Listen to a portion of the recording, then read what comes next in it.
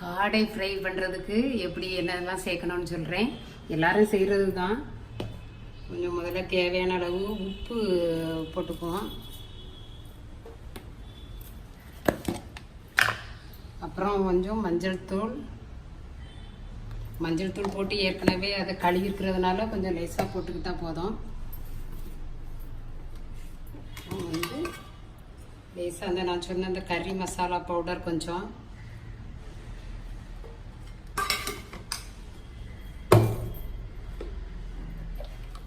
இஞ்சி பூண்டு பேஸ்ட்டு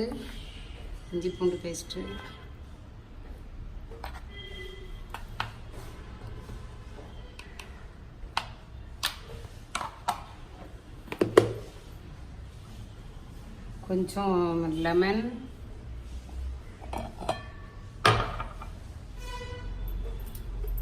காரத்துக்கு சிகப்பு மிளகாய்த்தூள்,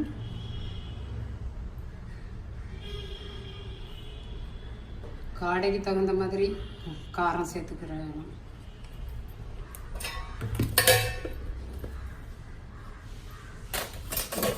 அது மாதிரி கொஞ்சமாக தயிர்,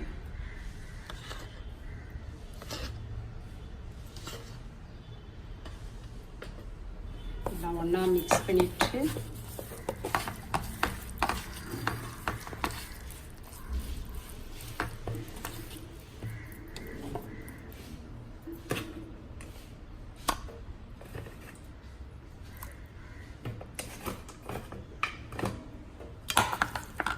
காடையை வந்து இதில் அப்படியே மசாலா எல்லாம் ஒன்று சேர்கிற மாதிரி செஞ்சு 1 மணி நேரம் ஊற வச்சுட்டு அதுக்கப்புறம் இதை பொரிச்சா ரொம்ப டேஸ்ட்டாக இருக்கும்.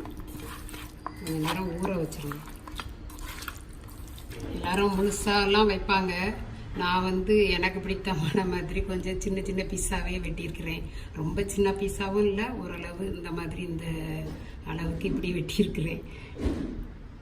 ஆனால் எல்லா இடத்துலையும் உப்பு காரம் டேஸ்ட்டு சேரும். அதனால தான் நான் கொஞ்சம் சின்னதாகவே வெட்டியிருக்கிறேன். கொஞ்சம் பெருசாக இந்த கால் பகுதி இந்த இடம்லாம் பெருசாக இருந்தால் இதில் ஒரு லைட்டாக வெட்டவும் செய்துக்கிடலாம். அப்படின்னா அந்த மசாலா வந்து அதுக்குள்ளே இறங்கும், உப்பு காரம் இதில் இறங்கும். அப்போ இன்னும் நல்லா டேஸ்ட்டாக இருக்கும்.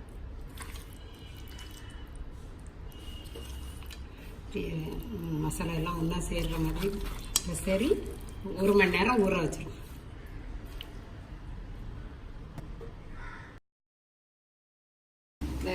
இது காடை வந்து இந்த 1 ஹவர் ஊற வச்சாச்சுது. இப்போ எண்ணெய் காஞ்சதும் அதில் போட்டு எடுத்துடணும். எண்ணெய் வந்து நிறையாலாம் எண்ணெய் ஊற்ற வேண்டாம், ஏன்னா இது தூர தான் போடலாம். அதனால சின்ன பாத்திரத்தில் கொஞ்சமாக எண்ணெய் ஊற்றி போட்டு எடுத்துட வேண்டாம். ஃப்ரை பண்ணால் நல்லா இது வந்து சின்ன பீஸாக இருக்கிறதுனால நல்லா முறுமுறுன்னு இருக்கும், சாப்பிட்றதுக்கு நல்லா டேஸ்ட்டாக இருக்கும். சீக்கிரமாக பொரிஞ்சிடும். கொஞ்சம் கொஞ்சமாக போட்டு எடுத்துக்கலாம். சின்ன பாத்திரம்